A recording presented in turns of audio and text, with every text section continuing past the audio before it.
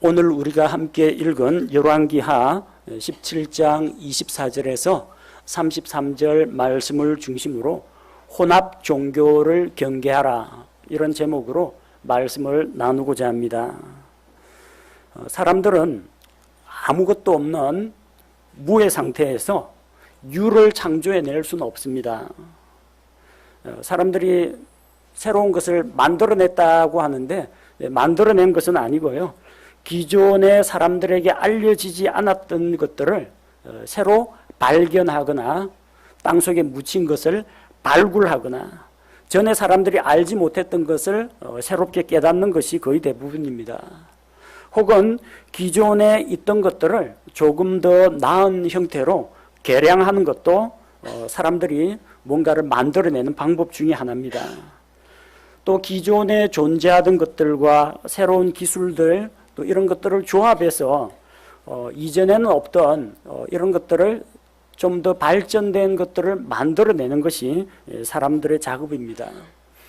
아무것도 없는 상태에서 뭔가를 만들어내지는 못합니다. 기존에 있던 것들을 뒤늦게 발견하거나 아니면 좀 변형을 시키거나 아니면 몇 가지를 조합을 해서 새로운 형태로 만들어내는 것 뿐입니다. 자, 그렇게 만드는 과정에서 두 가지 이상을 이제 합쳐가지고 새로운 속성을 지닌 것을 만들어내는 방법이 있습니다. 그렇게 할 때 기존에 있던 그 원재료의 속성은 변화가 되는 경우가 많습니다. 금속들 가운데에서 나트륨이나 알루미늄은 대단히 위험한 금속입니다. 이 경금속인데 바짝 건조된 알루미늄 가루나 나트륨 가루는 물하고 반응하면 폭발 반응을 일으킵니다. 화약만큼이나 위험한 물건입니다. 기체 가운데에서 염소, Cl, 염소, 이거 유독성 기체입니다. 경금속 나트륨하고 유독성 기체 염소가 합쳐서 NaCl, 염화나트륨이 됩니다. 화학적 결합을 통해서 이전에 가지고 있던 그런 속성들에서 금속하고 이 기체가 만났는데 이 소금이라는 이 전혀 다른 물질이 만들어집니다. 구리와 아연을 합금을 해서 황동을 만듭니다. 구리와 주석을 섞어서 청동을 만듭니다. 그 구리 자체는 쉽게 휘어집니다.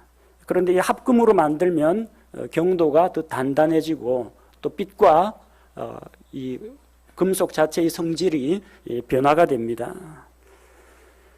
음식물들 역시 마찬가지입니다. 혼합하면은 맛과 성질이 변합니다. 우리 흔히 비빔밥 아시죠? 여러 가지 재료를 섞어서 고추장에 비벼 먹는 비빔밥이 있습니다.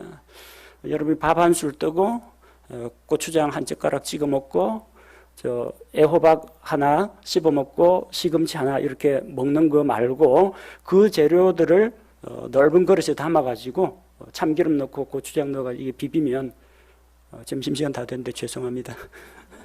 비빔밥 생각이 나네요. 비빔밥이 맛이 있습니다. 그런데 이게 낱개로 먹을 때하고 섞어가지고 같이 먹을 때하고 맛이 확실히 다릅니다. 여러 가지 재료를 넣어서 끓인 이 잡탕찌개가 있습니다. 잡탕이라고 해서 뭐 가치가 없다거나 아니면 천한 음식은 아닙니다. 여러 가지 재료를 이제 혼합했다는 겁니다. 그 찌개는 그 나름대로 그 안에 들어간 원재료들의 맛이 함께 어우러져 가지고 또 독특한 맛을 냅니다. 서양 사람들은 두 가지 이상의 술이나 다른 음료를 섞어 가지고 칵테일을 만듭니다. 한국에서는 소주와 맥주와 양주를 섞어 가지고 폭탄주를 만듭니다. 그게 섞거나 그냥 따로 마시나 그게 그거 아니냐 할지 모르는데 이 주당들에 의하면 이 술 잘 마시는 분들에 의하면 그게 다르답니다. 그리고 알코올이 몸에 흡수되는 속도가 차이가 난다고 합니다. 왜 사람들이 그렇게 섞어서 마십니까? 낱개로 따로따로 마시는 거하고 뭔가 다르다는 겁니다. 혼합을 하면은 뭔가 새로운 모습으로 바뀐다는 겁니다. 한복이 우리 민족 전통 고유의 의상입니다. 근데 일상생활 하는 데는 한복을 입으면 상당히 불편합니다. 소매도 넓고 바지 폭도 넓고, 그 다음에 이게 조심조심 바닥에 치마 끌리지 않게 조심조심 끝단을 들고 걸어야 되고, 그러다 보니까 이 한복을 서양 옷하고 좀 융합을 시켜가지고 개량 한복이라는 게 나왔습니다. 좀 소매도 좀 깔끔하고 단정하고 몸에 좀 착 달라붙게, 한복의 그런 아름다움에다가 서구식 복장의 실용성을 더해가지고 개량 한복이 나오는데, 보시면 아시겠지만 여러분, 개량 한복하고 우리 전통 한복하고 많이 다릅니다. 뭐 비슷한 무늬를 사용했다, 비슷한 색상을 사용했다 하더라도 원래의 것에서 변형을 일으킵니다. 결혼식 보십시오. 우리 거의 대부분 요즘은 서양식 결혼식을 합니다. 웨딩드레스 입고 면사포 쓰고 꽃다발 들고 신랑 신부 행진하고, 그렇게 서양식으로 결혼식이 바뀌었습니다. 그럼에도 불구하고 이상하게 또 패백을 드리는 분들이 있어요. 전통 혼례에 나오는 시댁 어르신에게 이제 인사드리는 또 그런 자리를 만들어 가지고 갑자기 동양 한복, 사무관대 이런 걸로, 쪽두리 이런 걸로 바꿔 입고 또 인사를 드립니다. 혼인 선언을 하기까지는 서양식으로 예식을 하고, 또 웃 어른들한테 인사드릴 때에는 우리 한국의 전통 혼례 방식을 취합니다. 두 개가 섞여 있어요. 이 두 가지 서로 다른 것을 함께 섞으면 어쨌든 기존의 것과는 다른 성질, 다른 모습, 다른 맛, 어쨌든 다른 것이 된다는 것을 알 수가 있습니다. 그런데 우리 하나님께서는 이 혼합하는 것을 경계하십니다. 이종교배, 어떤 작물들을 이제 접붙여 가지고 이종교배, 뭐 열매를 크게 하기 위해서, 병충해 견디게 하기 위해서 종자끼리 종자 개량을 하는 경우가 있습니다. 동종 안에서 말고 서로 다른 종자끼리 교배를 하는 경우가 있습니다. 유전자 조작하는 경우가 있습니다. 그거는 하나님의 창조 질서를 이제 어지럽히는 거기 때문에 하나님께서 그런 것에 대해서 금하셨습니다.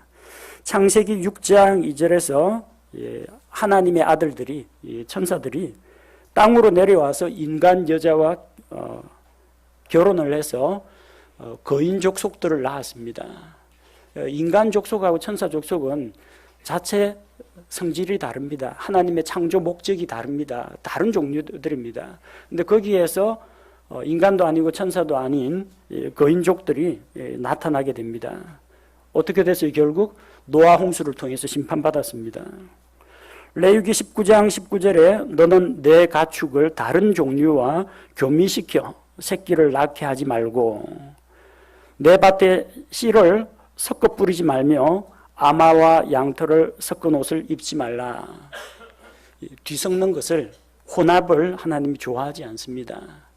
말과 뭐 당나귀를 교배시켜 가지고 뭐 노새를 만든다든지, 사자도 아니고 호랑이도 아닌 뭐 라이거나 타이온을 만든다든지, 이런 이종 교배는 성경에서 금하고 있습니다. 그뿐만이 아닙니다. 영적인 신앙생활 가운데에서 믿는 사람과 믿지 않는 사람이 뭐 같이 뭐 일을 하는 건 괜찮습니다. 뭐 직장 다니다 보면 불신자하고도 만날 거 아닙니까? 식당 들어가다 보면 불신자가 운영한 식당에도 들어가죠. 뭐 그럴 수 있습니다. 그런데 그런 어떤 일상적인 만남이나 어떤 작업상 이제 같이 만나는 거 말고 거의 반평생을 함께 해야 되는 결혼의 문제에 있어서는 하나님이 불신자와 결혼하는 것을 하지 말라고 하셨습니다. 고린도후서 6장 14절에 믿는 자와 믿지 않는 자가 멍에를 함께 할 수 없다고 했습니다.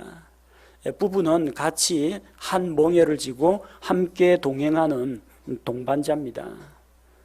한 사람은 크리스찬이고 한 사람은 불신자고 하면은 둘 다 불편합니다. 둘 다 이게 마음과 뜻과 이 영이 통하고 뭐 친밀한 교제가 이루어져야 되는데 넘을 수 없는 벽이 하나가 있습니다. 나중에 한 사람은 구원받아 천국 가고 한 사람은 지옥에 갈 텐데 어떻게 합니까?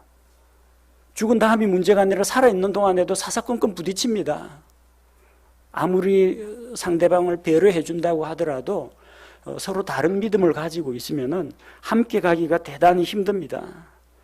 그래서 결혼할 때는 주 안에서 결혼하고 믿지 않는 자와 같은 멍에를 매지 말라고 하시는 겁니다. 하나님께서 무슨 농작물 때문에 아니면은 직물 가운데서 혼방, 혼합사 이런 것들 때문에 걱정을 하시는 게 아니라 하나님께서 말씀하시고자 하는 그 근본적인 가장 중요한 메시지는 뭐냐면은 하나님의 백성이 순수한 신앙에서 벗어나서 어떤 잡된 것, 불순한 것들이 뒤섞여서 오염된 신앙으로 변질될까 봐 그걸 가장 염려하십니다. 복음은 순수합니다. 예수 그리스도는 거룩하고 순수합니다. 예수님은 누룩이 없는 순수한 가루입니다. 거기에 잡된 건 누룩이 들어가면 부패하고 썩기 시작합니다. 여러분, 대표적으로 오래도록 보존되는 식품 가운데 하나가, 자연 상태에서 오래도록 보존되는 것 중에 하나가 꿀입니다. 꿀은 웬만큼 몇 년 놔둬도 상하거나 그러지 않습니다. 참 신기한 일이죠. 근데 그 꿀에다가요, 도라지 가루 넣고 인삼 가루 넣고 섞으면요, 그 다음부터는 발효가 진행됩니다. 그 다음부터는 냄새가 나고 변질됩니다. 그건 빨리 먹어야 돼요. 뭔가 순수한 것에 이질적인 것이 섞이면 변질이 되고 부패가 일어난다는 겁니다. 순수한 복음에 엉뚱한 걸 섞는 사람이 있습니다. 자기 공로, 인간적인 행위, 조상들의 전통 관습, 이거 섞으면은 이상한 종교가 되어버립니다. 고린도전서 5장 8절에 그러므로 우리가 그 명절을 지키되 묵은 누룩으로도 말고 악의와 사악함의 누룩으로도 말며 오직 순수함과 진실함에 누룩 없는 빵으로 하자. 예수 그리스도의 순수한 복음에 세상 철학이나 다른 인본주의 사상이나 이런 것들을 뒤섞으면 안 됩니다. 하나님의 순수한 말씀에 사람들의 교리나 자기 민족의 전통이나 이런 것을 뒤섞으면 안 됩니다. 잠언 30장 6절에서 너는 그분의 말씀들에 더하지 말라. 그분께서 너를 책망하실 터인즉 내가 거짓말쟁이로 드러날까 염려하노라. 하나님의 말씀에 더하거나 빼거나 엉뚱한 것을 혼합해서는 안 된다는 겁니다. 하나님께서 이렇게 경계하고 경계하셨지만 이스라엘 안에 혼합 종교가 등장합니다. 오늘 우리가 읽은 열왕기하 17장에 나오는 이야기입니다. BC 721년경 북이스라엘은 아시리아의 침략으로 멸망하게 됩니다. 그들은 하나님께 반역하여 결국은 심판을 받았습니다. 북이스라엘의 지도자가 되었던 여로보암이 금송아지 우상을 도입했습니다. 하나님 섬기는 데서 벗어나서 우상 숭배를 가르쳤습니다. 그리고 대대로 왕들이 하나님을 떠나서 부패하고 타락한 정치를 했습니다. 그래서 정권이 자주 바뀌었습니다. 1년도 못 가가지고 2개월 만에 3개월 만에 왕이 물갈이 된 적도 있습니다. 왕들이 그러한데 일반 백성이라고 무사할 것 같습니까? 백성들도 그들의 부패함에 같이 동조해서 따라 죄를 지었습니다. 보다 못해서 하나님의 인내의 한계가 와가지고 결국은 북이스라엘을 심판하십니다. 24절에 나오는 그 아시리아 제국이 북이스라엘에 쳐들어와서 이스라엘의 수도인 사마리아를 정복하고 인종 혼합 정책을 사용했습니다.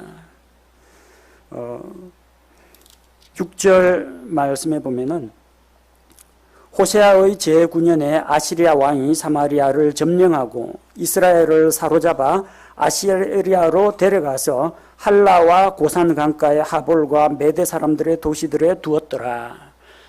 자, 북이스라엘을 점령하고 사마리아 성을 무너뜨린 다음에 거기 있던 원래 있던 북이스라엘 사람들을 자기들 땅 아시리아 그쪽으로 사로잡아 갔습니다. 이스라엘 사람들이 할라와 고산강가와 하볼과 메대 사람들의 도시로 잡혀갔습니다. 그럼 그 도시에는 누가 사느냐? 24절에 나오는 말씀처럼 바빌론과 구다와 아바와 하맛과 스발와임에서 사람들을 데려와서 사마리아에 강제 이주시켰습니다. 다른 나라를 지배하는데 정치적으로 군사적으로 지배하면은 나중에 이 사람들이 일치 단결해 가지고 독립운동하고 항거할 수가 있다는 겁니다. 그러니까 자국민들하고 섞어 가지고 혼합을 시킨 겁니다. 인종이 같이 모여서 살다 보면은 서로 뭐 사랑에 빠지는 사람도 있고 결혼하는 사람도 있고 또 결혼은 안 할지라도 옆집에서 하는 뭐 문화 풍습이라든지 우상 숭배라든지 이런 것이 이스라엘 안에 퍼져나간다는 겁니다. 그래서 이 서로 다른 민족이 섞여 살게 하니까 그 안에서 문화적으로 융합 현상, 혼합 현상이 일어납니다. 종교 역시 혼합 종교가 등장하게 됩니다. 저 세계 각곳에서 온 온갖 우상들이 그 안에서 서로 만나가지고 또 새로운 신들이 나오기도 하고 또 이스라엘 사람들이 그 우상 숭배를 본받아가지고 하나님 대신 이방신들을 섬기는 겁니다. 자, 이 아시리아가 인종 혼합 정책을 펼쳤는데 한 가지 문제가 발생했습니다. 25절과 26절 말씀을 보니까 하나님께서 사마리아에 있는 거주민들에게 재앙을 내리셨습니다. 이 사마리아 거주민들은 그 지역에 원래부터 남아있던 토착민이 있고요. 또 아시리아가 자기들 땅에서 혹은 자기들 식민지에서 데려온 이방 민족들이 있다는 겁니다. 자, 그 아시리아 사람들이 함께 이스라엘과 모여 살다 보니까 그 가운데서 우상숭배라든지 혼합 종교가 나타나니까 결국 하나님이 사자들을 보내서 사람들을 죽였습니다. 이 사자는 하나님의 천사가 아니라 사자, 동물 사자, 짐승 사자를 이야기합니다. 자, 그래서 이런 일이 일어나니까 26절에 아시리아 사람들은 이게 우리가 뭔가 이 땅의 신에 대한 관습대로 하지 않고 뭔가 잘못했기 때문이다. 그렇게 생각을 합니다. 이교도들이 허락도 없이 낯선 땅에 쳐들어와서 함부로 발을 들이면 그 지역에 있는 토착신이 노한다고 믿었던 겁니다. 그게 뭐 지신인지 산신인지 어떤 그 민족의 신인지 자기 신들에 대해서 바르게 예배하고 희생물을 드리지 않으면 신이 노해가지고 그렇게 사마리아에 재앙을 내리셨다. 그렇게 사람들이 생각한 겁니다. 자, 그런 보고가 올라가니까 27절, 28절에 아시리아 왕이 하나님을 경배하는 법을 가르치라고 합니다. 놀라운 일이죠. 이스라엘 왕들은 하나님의 백성이라고 자처하면서도 하나님을 섬기지 않고 금송아지 섬기고 우상 숭배를 했는데 이상하게 아시리아 왕이 너희가 그 땅의 신 여호와 하나님을 노하게 했으니까 하나님을 진정시켜야 된다. 하나님을 경배하고 섬기는 것을 가르치라고 칙령을 내렸습니다. 그래서 이스라엘에서 포로로 사로잡아 온 사람들 가운데 제사장들 중에 한 명을 사마리아로 데려가서 사마리아 도시에 있는 거주민들에게 그 땅의 신에 대한 관습을 가르쳐서 신의 진노를 잠재우라고 한 겁니다. 어떻게 하나님을 섬기는지 몰라가지고 그 땅의 신이 노했으니까 이 제사장이 와서 그 땅 백성들에게 여호와 하나님을 이런 식으로 섬겨야 된다 하고 가르치도록 한 겁니다. 그래서 28절에 보니까 제사장들 중에 한 명이 베델에 거하면서 베델과 단에 금송아지 우상이 세워져 있었죠. 베델에 와가지고 어떻게 주를 두려워해야 할지를 가르쳤다는 겁니다. 참 이스라엘 왕들은 하나님을 두려워하지 않는데 아시리아 왕은 하나님의 징계, 그 사자가 사람들을 죽이는 걸 보고 하나님을 두려워했습니다. 이스라엘 왕들은 우상을 섬겼는데 뜻밖의 아시리아 왕은 하나님의 진노를 달래기 위해서 주를 섬기도록, 여호와 하나님을 섬기도록 가르쳤다는 겁니다. 자, 그런데 그러면은 주 여호와 하나님만을 섬기는 그런 도시가 되었느냐? 그렇지 않다는 겁니다. 이것도 믿고 저것도 믿고, 이 신도 섬기고 저 신도 섬기고, 근데 저 신을 안 섬기면 또 저 신이 질투해 갖고 진노를 내릴 것 같아요. 그럼 그 신도 또 섬기는 겁니다. 이것도 저것도 다 믿는, 그야말로 이제 잡탕 종교, 혼합 종교가 되어버린 겁니다. 이 교도들은 여전히 자기들의 우상숭배를 버리지 않았습니다.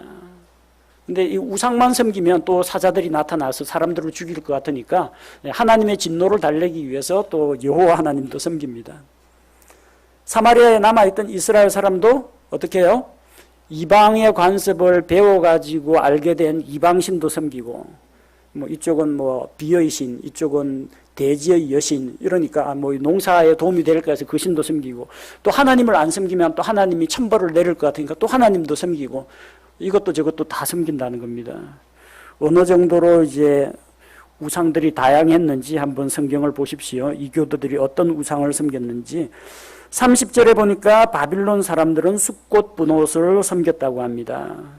숫꽃 분옷, 글자 그대로 하면 이제 분옷의 초막이라는 뜻입니다. 분옷이라는 어떤 신의 이름을 따서 그 신을 모시는 산당이 아닌가, 그렇게 추측하는 학자들도 있고, 혹은 저 북구 신화에 나오는, 북유럽 신화에 나오는 마르둑의 아내가 사르파니투입니다. 사르파니투, 숫꽃 분옷하고 발음이 이제 거의 비슷합니다. 사르파니투가 이제 여신인데 무엇을 하느냐? 생식의 여신입니다. 종자를 낳는 자입니다. 그러니까 곡식을 심으면은 곡식이 많이 맺히게, 그리고 소나 양을 키우면은 이 가축들이 번식을 잘하게 하는 그런 신통력이 있는 여신이다라고 그 사람들이 생각했다는 겁니다. 아무래도 이제 뭐 유목을 하거나 농사를 짓는 사람한테는 귀가 솔깃한 이야기죠. 이 여신 섬기면은 목축도 잘 되고 농사도 잘 된다 하니까 덥석 섬깁니다. 뭐 바빌론 사람들만 섬겼겠어요? 사마리아에서 이제 숫꽃 분옷 우상 만들어 놓고 섬기니까 그거 뭐냐 해가지고 다른 사람들도, 다른 민족들도 배워갖고 아마 같이 그 우상숭배가 또 퍼졌을 겁니다. 구드 사람들은 네르가를 섬겼습니다. 이 사람들은 저 고산, 하볼, 그 지역에서 온 사람들인데, 메소포타미아 지방에서 섬기는 저승의 신입니다. 저승의 신. 그 뭐 그리스 신화에 나오는 하데스라든지, 우리 저 동양 불교 문화권에 나오는 염라대왕 이야기입니다. 저승의 신이고, 이 땅에 전쟁을 일으키거나 아니면 전염병을 퍼뜨리는 신이라고 사람들이 믿었습니다. 그래서 병 안 걸리고 무병장수하려면 네르가를 믿어라 하고 이제 사람들이 또 섬기고 포교를 합니다. 전쟁이 일어났는데 전쟁에서 이기려거든 네르가에게 희생물을 바치라 하고 구드 사람들이 가르칩니다. 또 거기에 또 귀가 얇아가지고 우상숭배 미혹돼가지고 그 섬기는 사람들이 또 나옵니다. 하맛 사람들은 아시마를 섬겼습니다. 아시마라는 이 우상은 탈무드, 유태인 탈무드 가운데 바빌론 탈무드가 있습니다. 바빌론에서 포로 생활하는 동안에 기록된 그 탈무드가 있는데, 그 탈무드 이야기에 의하면은 이 아시마는 털이 없는 순념소의 모습을 한 우상이라고 합니다. 하는 일은 뭐냐면 이제 다산의 신입니다. 다산. 자녀를 많이 낳게, 가축들이 번식을 잘하게, 곡식들이 열매를 많이 맺게, 이런 다산의 신입니다. 그리스 신화에 나오는 이제 목양신 있죠. 목양신 판. 반은 사람이고 반은 염소인지 양인지 모습을 하고 있는 그 목신판하고 아주 비슷합니다. 31절에 보니까 또 아바 사람들이 니파스와 다르닥을 섬겼다고 합니다. 니파스는 몸은 사람인데 머리는 개머리를 하고 있습니다. 뭐 우리나라도 그 이상한 그 우상 섬기는 종교 보니까 진돗개를 신으로 섬기는 뭐 이상한 사이비 집단들이 있습니다. 개를 섬깁니다. 개는 사람들이 키우는 그냥 가축인데, 그리고 니파스와 다르닥이라고 했는데 다르닥은 낙입니다. 사람 모습에다가 낙이 대가리를 얹어놓은 우상인데, 어리석게도 하나님의 창조물, 자기들이 부려먹는 그 가축을 신이라고 섬기는 겁니다. 스발와임 사람들은 아드람멜렉과 아남멜렉을 섬겼다고 했습니다. 자, 아드람멜렉은 공작새 모양을 하고 있습니다. 그리고 비와 바람을 다스리는, 기후를 다스리는 신이라고 생각했습니다. 아남멜렉은 꿩의 모습을 하고 있는데, 꿩 아시죠? 장기와 까투리 꿩. 하늘을 날아다니면서 이제 하늘의 신이라고 이제 믿었습니다. 그래서 아드람멜렉과 아남멜렉에게 사람들이 자기들의 어린 아이를 불에 태워서 그들에게 인신공양 그렇게 바쳤다는 겁니다. 그 결과 하나님께서 이런 자들에게 이제 진노하십니다. 하나님도 믿고 이방신들도 섬기는 혼합 종교가 퍼져나가기 시작한 겁니다. 32절에 보니까 이처럼 그들이 주를 두려워하여, 하나님을 두려워하면 어떻게 해야 됩니까? 우상을 버리고 회개하고 하나님께로 돌아와야 됩니다. 근데 하나님을 두려워했습니다. 그런데 자기 민족이 섬기는 신들도 두려워했습니다. 자기 민족의 신들도 같이 섬겼다는 겁니다. 그들이 두려워했던 것은 뭘 두려워했느냐? 거룩하고 위대하시고 영광을 받으실 그 하나님 앞에서 겸손히 머리를 조아리고 하나님을 경외한 것이 아니라 하나님의 진노를 두려워했다는 겁니다. 하나님이 또 이 하나님 비유 거슬리면 또 사자들을 보내가지고 또 우리를 죽일까봐 하나님의 진노, 하나님의 심판을 두려워했지 하나님을 공경하고 경배할 대상으로 생각하진 않았습니다. 그냥 무서워한 겁니다. 하나님을 공경한 것이 아니라. 그래서 어떻게 했습니까? 거룩한 레위지파 사람을 데려와서 제사장으로 세웠습니까? 그렇지 않습니다. 도움이 필요하면은 조금만 내려가면 남쪽에 유다 지방에 유다 왕국에 레위 사람 제사장이 있습니다. 와서 올바른 하나님의 말씀과 율법을 가르쳐 주십시오 하고 초빙하면은 레위 사람 보내줍니다. 그렇게 하지 않았어요. 그들 가운데 비천한 자들을 제사장으로, 낮고 천하고 그리고 품행도 엉망인 이런 사람들을 제사장으로 세워서 산당들에서 우상들에게 희생물을 드리도록 한 겁니다. 또 하나님 노하시면 안 되니까 하나님한테도 양 한 마리, 우상에게도 양이나 소 한 마리, 양쪽 비위 안 거슬리려고 이것도 섬기고 저것도 섬기고 이런 혼합 종교가 등장합니다. 혹시 어느 신은 섬기고 어느 신은 안 섬기면 서운하다고 혹은 질투해서 대접을 못 받은 신이 진노할까 봐 그들은 두려워했습니다. 사도행전 17장 23절에 보니까 정말 시간이 많이 흘러가지고 벌써 1000년 이상 지난 이후에 그리스의 아테네에서 똑같은 일이 벌어집니다. 도시 전체가 다 우상입니다. 올림푸스의 12신들 그뿐만이 아닙니다. 신들과 신들 사이에서 또 태어났다라고 하는 그런 신들, 영웅들 이런 사람들까지 다 섬깁니다. 근데 혹시라도 내가 깜빡 잊고 신들이 이것만 있는 건 아닐 텐데 혹시나 깜빡 잊고 어떤 내가 이름을 알지 못하는 어떤 신이 왜 나는 희생물을 안 갖다 줘 하고 노하고 트집 잡을 수가 있잖아요. 그래서 안전한 그 도피처럼 뭘 만들었느냐? 알지 못하는 신에게, 이름 모를 신에게 바칩니다. 이런 재단도 만들어 놨어요. 그 바칩니다. 나중에 어떤 신이 왜 나한테는 재물 안 갖다 주는 거야 하면 그 이름을 잘 알지 못해갖고 여기에 그동안 바쳐왔습니다. 그러려고 알지 못하는 신에게라고 자기가 알지 못하는 것들에게도 경배했다는 겁니다. 왜요? 신들의 비유를 안 건드리려고. 그런데 창조주가 되시는, 절대자가 되시는 신은 한 하나님 이외에는 없습니다. 사람들이 말하는 그 잡신들, 복수형으로 신들은 다 그 마귀들을 섬기는 겁니다. 우상들입니다. 사람들이 머릿속에서 상상으로 지어내서 만든, 하늘을 날고 싶다, 농사가 잘 됐으면 좋겠다, 질병이 없었으면 좋겠다, 비를 내려줬으면 좋겠다. 그래서 자기들이 만든 신들의 이름을 부르고 결국은 그것은 마귀들에게 경배하는 거란 겁니다. 하나님도 믿고 이방신도 믿고 하나님도 섬기고 이방신도 섬기고, 이게 바로 혼합 종교입니다. 우리 주변에서 오늘 지금 이 시간에도 혼합 종교가 많이 있습니다. 많이 있을 뿐만 아니라 많이 퍼져나가고 있습니다. 불교를 예로 들어 볼게요. 불교는 원래 저기 인도에서 이 중국을 거쳐서 우리나라에 들어왔다 그러는데, 우리나라에 들어온 다음부터 변질되었습니다. 원래 불교는 그 흐름이 두 가지입니다. 소승불교하고 대승불교로 나뉩니다. 소승불교는 혼자 절간에서 몇백 구년하고 나무아미타불 연불 외우고 수련하면서 개인이 득도해가지고 부처가 되는 걸 목표로 합니다. 개인의 수양, 종교적인 수양에 중심을 두는 게 소승불교입니다. 우리 흔히들 대승적인 견지에서 대승적 차원에서 그러죠. 그 대승불교는 뭐냐면은 이 승려가 절간에만 박혀 있으면 안 되고 마을로 내려가서 연불도 외워주고 사람들 이거 인생 문제 상담도 해주고 그리고 이 중생을 널리 구제하는 이런 사역을 해야 된다. 그게 대승불교입니다. 근데 한국에 들어오고 나서는 이 소승불교, 대승불교 말고 민간 토속 신앙인 무속신앙, 그 무당 있죠. 무당, 점, 그 도교 이런 거하고 혼합이 돼버립니다.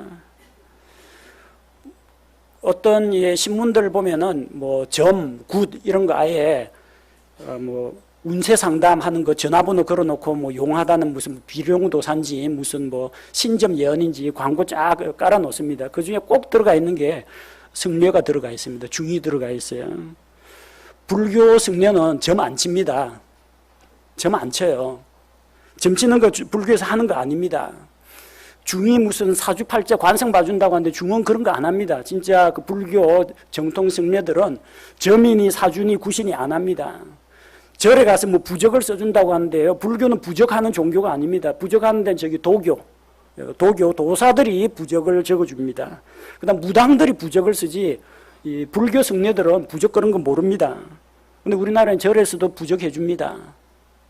그 다음에 안택기도라고 하는데, 이것도 그 무속신, 조왕신을 섬기는 겁니다. 뭐냐면은, 어떤 집 이사를 하면은 저 승려가 절에서 찾아와가지고 안택기도 한다면서 그 집에 와가지고 이제 잡귀를 몰아내주고 축원을 빌어주는 겁니다. 불교에 원래 안택기도 그런 거 없습니다. 이거 무속신앙에서 나온 겁니다. 불교가 세상에 있는 이 배금주의 사상, 물질주의 사상, 이거하고 같이 결합을 해가지고 검소하고 청렴한 생활을 하는 것을 이상으로 삼았던 이 불교 승려들이 돈이 생기니까 어떻게 합니까?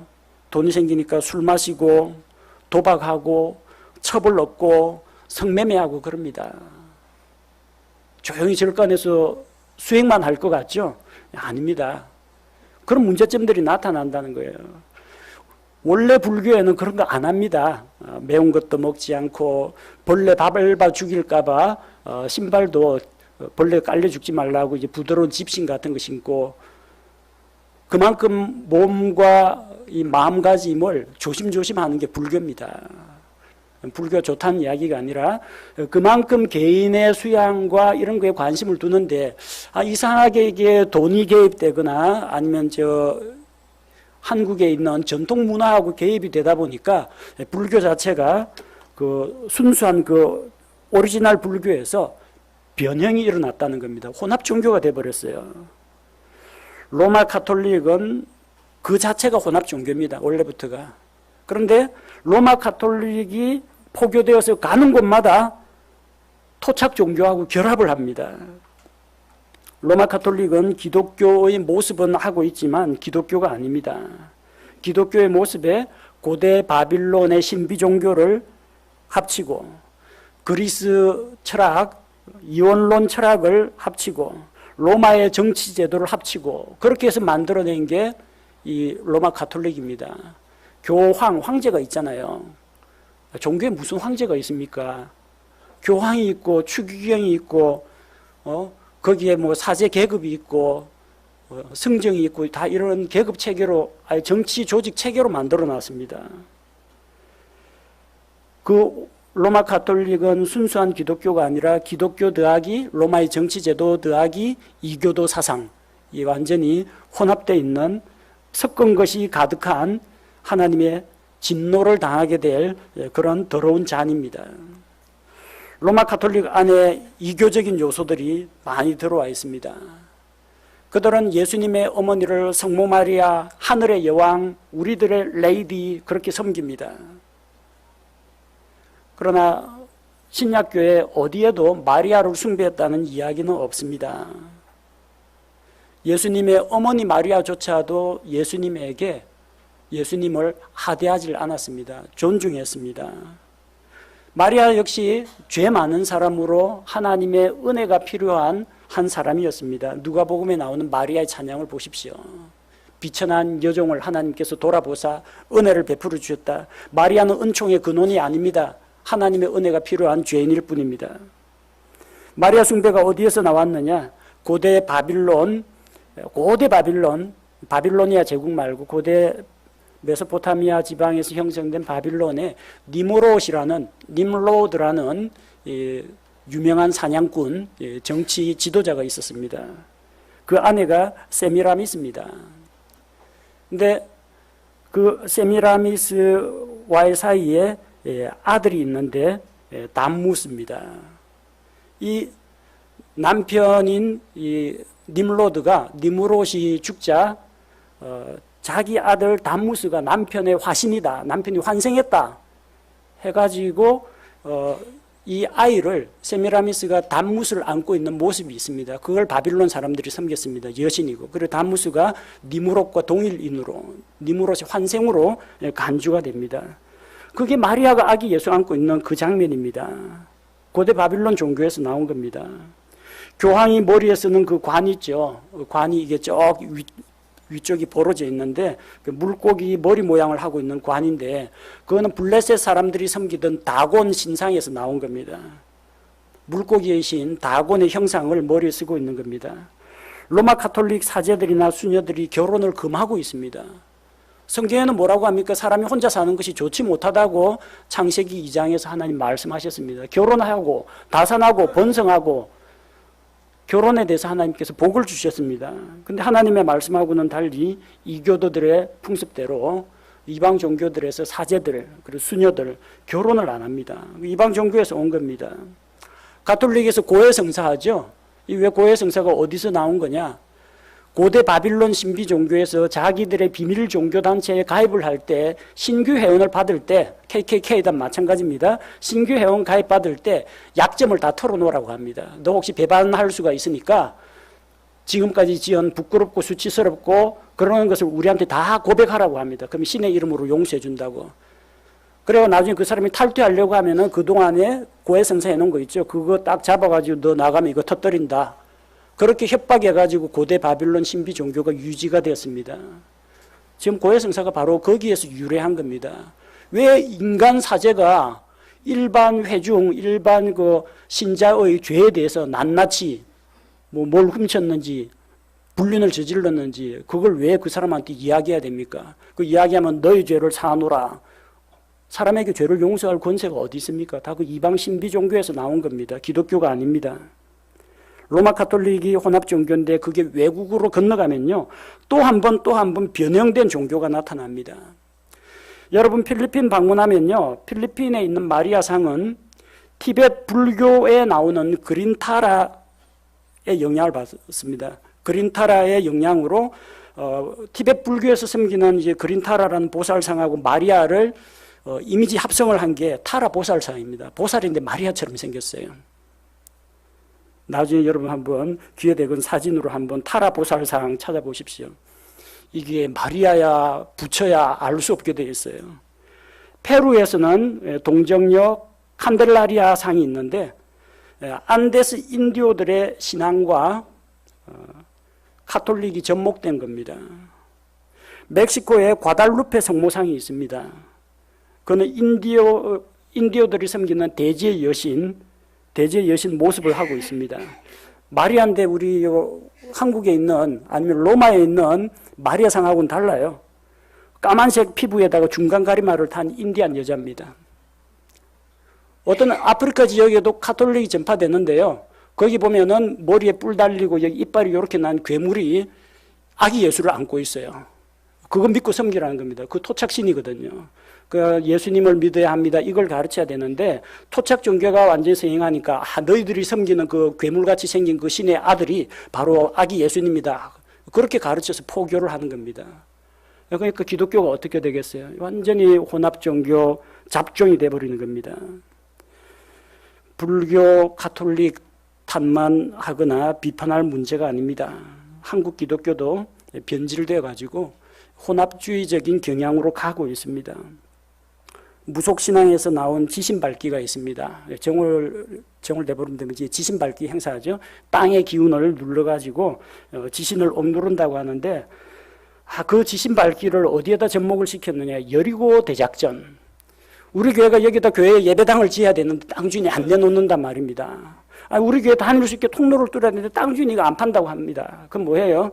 여리고 대작전 해가지고 사람들이 전부 다 말 안 하고 여호수아 성을 천리해가지고 여리고 성뺑 돌듯이 그 땅을 밟는 겁니다. 그래 항복할 때까지 이 사악한 마귀야 물러가라 하면서 땅 밟기 하는 겁니다. 돈 주고 사면 됩니다. 부동산 중개업자 끼고 합법적인 방법으로 부동산 취득하세요. 그 땅 밟는다고 뭐 지신이 뭐 도망가거나 아니면은 불신자가 회개하고 그 땅을 교회에다 갖다 바치거나 그러지 않습니다. 다 미신이에요, 미신. 성경 말씀을 미신으로 바꾸고 있습니다. 십자가, 뭐 지금은 그런 분이 없겠지만 옛날에 기독교 전파된 초창기에는 로마 가톨릭의 엑소시스트 영화 때문에 누가 귀신 들렸다면 꼭 십자가 성경책을 아픈 사람한테나 좀 정신병 걸린 사람들이 갖다 놓습니다. 십자가 이게 뭔데? 그게 무슨 효력이 있습니까?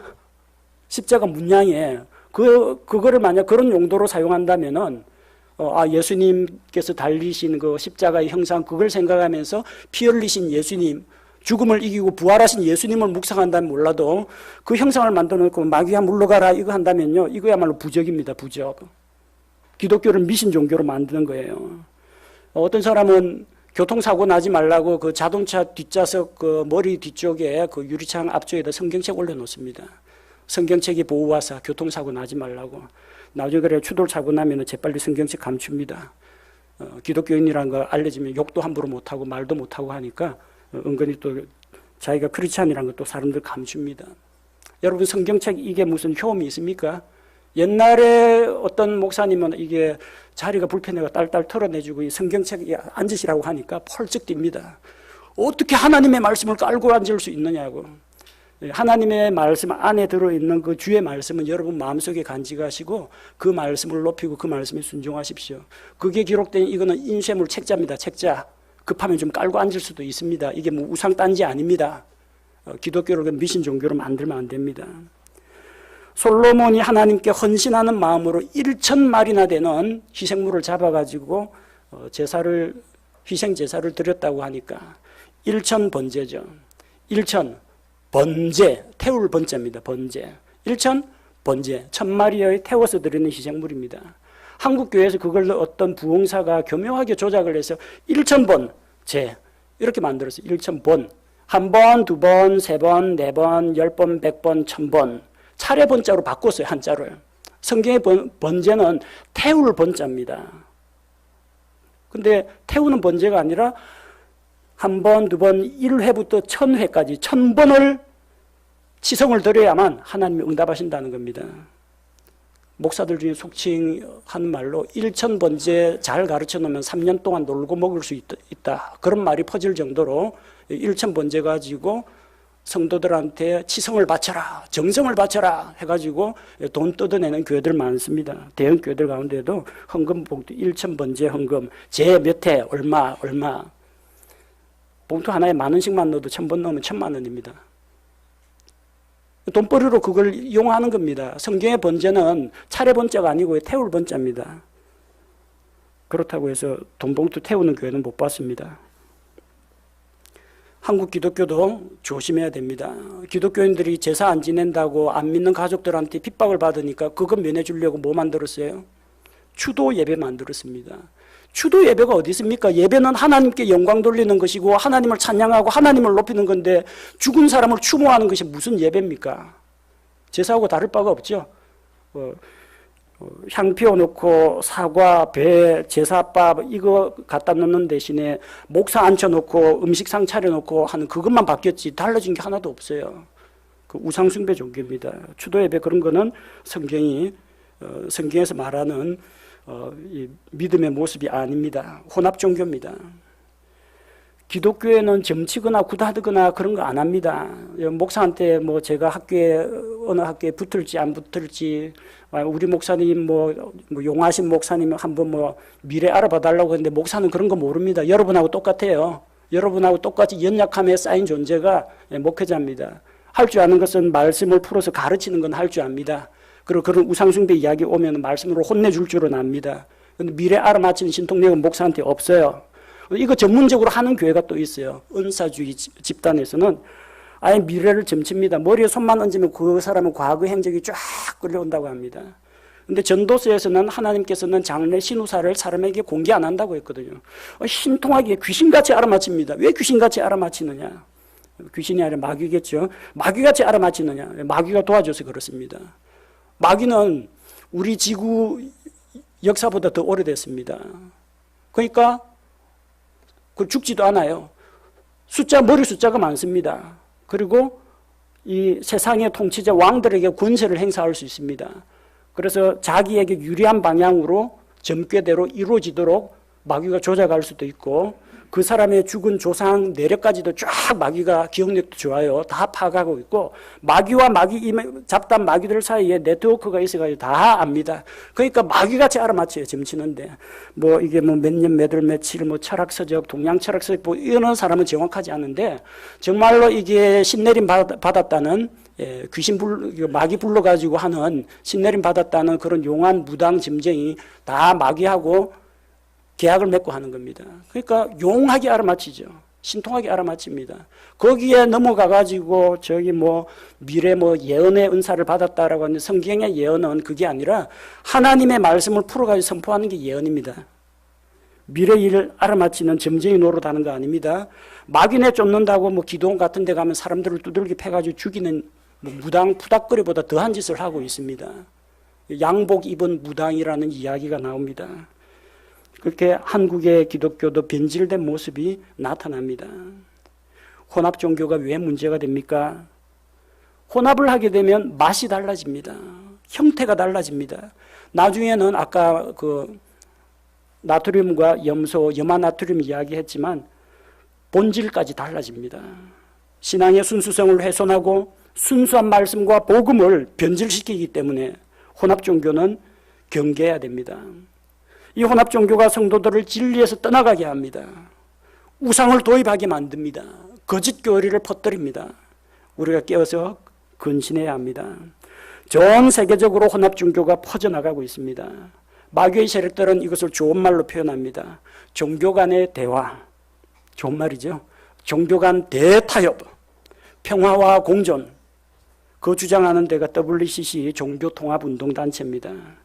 그 사람들은 하나님을 믿지 않아도 누구나 구원을 받을 수 있다고 주장합니다. 기독교뿐 아니라 불교, 이슬람교, 힌두교, 무속, 심지어 종교가 없어도 성실하게만 살면 하나님이 구원해 준다고 주장합니다. 그러면서 타 종교인에게 복음을 전하는 것은 다른 종교를 인정하지 않는 독선적인 태도이기 때문에 전도하지 말라고 가르칩니다. 이 WCC 종교통합운동은 장차 적그리스도가 이 세상에 나타나서 세계를 종교적으로 통합하고 통제하기 위한 발판을 만들어 줄 겁니다. 우리 주변에 나타나는 혼합주의 종교들 우리가 조심해야 됩니다. 종교는 각자 자기 종교의 그 교리와 경전을 따라가서 그 가르침대로 하면 됩니다. 불교는 나름대로 불경, 그리고 기독교는 성경 이러면 됩니다. 거기에 다른 걸 섞으면 안 됩니다. 기독교에다가 정치를 섞으면 안 됩니다. 종교와 정치가 통합된 종교. 가톨릭이 대표적인 예입니다. 교황이 있습니다. 지배하고 다스리고 성도들을 위해 군림합니다. 중세시대에는 세상의 왕들을 임명하고 폐위시키기까지 했습니다. 그리고 영국의 그 국교회라고 하는 성공회 헨리 8세가 로마 카톨릭이 자꾸 간섭을 하니까 이 간섭을 끊기 위해서 수장명을 선포했습니다. 영국 교회의 우두머리는 왕이다. 아니, 교회의 머리가 어떻게 왕입니까? 교회의 머리는 예수 그리스도지. 근데 교황 대신에 내가 영국 교회는 내 관할 하에 있다. 자기가 영국 교회 교황 노릇을 하게 된 겁니다. 정치하고 종교가 만났습니다. 왕은 왕으로서 하나님께 경배하는 성도 중에 한 사람이면 됩니다. 왕이 어떻게 왕위에 올랐다고 교회의 머리가 됩니까? 정치와 종교가 야합을 해서는 안 됩니다. 하나님의 은혜의 복음에 사람의 행위를 뒤섞어서 행위 구원을 가르치는 그런 잘못된 교회도 있습니다. 신앙생활 열심히 하고 목사님께 충성 봉사하고 교회 일 많이 해야 구원받는다라는 거짓 교리를 가르치는 사람들이 있습니다. 여러분의 행위나 선행이나 노력 봉사로는 구원받지 못합니다. 구원은 오직 예수 그리스도의 십자가의 보배로운 피를 믿는 믿음으로 구원을 받을 수가 있습니다. 하나님의 은혜로 믿음을 통해서만 구원을 받을 수 있습니다. 근데 구원받고 난 다음에는 하나님의 은혜에 감사하는 마음으로 선행도 하시고 교회 봉사도 하시고 형제들 대접도 하시기 바랍니다. 또 그 반대도 있습니다.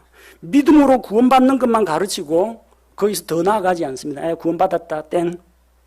이제는 천국은 따놓은 당상이다. 뭔 나쁜 짓을 해도 지옥 갈 염려는 없겠네. 그러니까 마음대로 살자. 영적 성장도 안 하고 거룩하게 변화되어가는 성화의 과정도 거치지 않는 그런 사람들이 있습니다. 요한 1서에 나오는 영지주의가 바로 그겁니다. 영은 거룩한 것, 육은 비천하고 속된 것.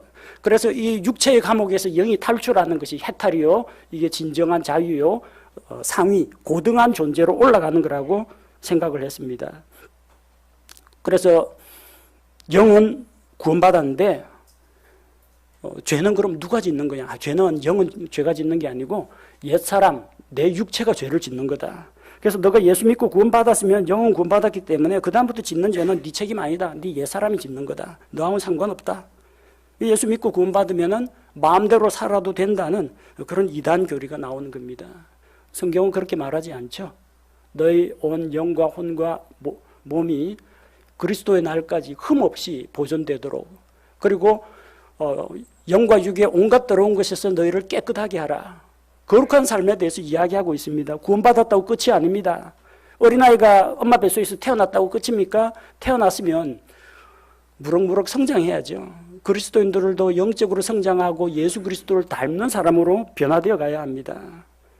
구원만 이야기하고 영적인 성장과 성화의 과정과 마지막에 그리스도인들이 겪게 될 영화에 대해서 이야기하지 않는다면 그건 잘못된 것입니다. 신약과 구약을 구별 못하는 사람이 있습니다. 목사가 강단에서 제사장 노릇을 하고 제사장 가운을 펄럭이면서 나는 거룩한 제사장이고 너희는 평신도 해가지고 목회자와 평신도를 갈라놓는 그런 교회도 있습니다. 평신도는 없습니다. 짜장면은 보통하고 꽃배기가 있습니다. 성도는 보통 성도하고 꽃배기 성도 따로 없습니다. 그냥 다 성도입니다. 목사도 성도고 앉아 계신 여러분도 다 성도입니다. 저는 그냥 기능이, 말씀을 전하는 기능을 가지고 여러분에게 말씀을 선포하는 겁니다. 저 예배 드릴 때 요 앞자리에서 여러분하고 똑같이 예배 드리고 똑같이 찬양합니다. 제가 말씀 선포하는 시간만 여기 와 있습니다. 제가 여기 의자 3개 딱 갖다 놓고 앉아가지고 여러분을 어떤 위압하거나 호령하거나 그런 위치에 있지 않습니다. 구약시대 제사장들이, 아론의 자손들이 대대로 제사장직을 세습했다고 오늘날도 교회 세습하는 사람이 있습니다. 그는 유대교에서 하던 구약시대 이야기입니다. 신약교회는 교회의 주인은, 교회의 머리는 주 예수 그리스도십니다. 저는 그 일하는 일꾼이고요. 우리 오늘 또 같이 일할 동료 일꾼들도 앞으로 또 많이 뽑을 겁니다. 그리고 여러분은 다 같은 하나님의 자녀요. 저하고 똑같은 하나님의 성도들입니다. 자기 자신을 성도들 머리 위로 높이거나 자기를 성도들하고 차별화시키기 위해서 특별한 가운과 후드를 달고 강단에서 아무개를 축복하거나 아무개를 저주하거나 목사가 축복하고 저주 퍼부으면 그대로 된다고 성도들을 협박하는 이런 무당 목사, 이게 다 종교, 혼합된 종교에서 온 겁니다. 우리 신앙을 잘 살펴보고 점검해 봐야 됩니다. 이 세상의 다른 종교의 모습을 닮아가려고 하거나 교회 안에다가 세상 문화나 어떤 세상의 정치나 철학이나 이교도의 풍습이나 이런 걸 가지고 오면 안 됩니다. 우리는 순수한 하나님의 말씀, 순수한 진리의 말씀을 따라서 말씀이 가 하면 가고 말씀이 서 하면서는 말씀에 따라 살아가는 성서 침례교회 성도들입니다. 혼합 종교를 경계하고 복음의 순수성을 지키는 성도들이 되어야겠습니다.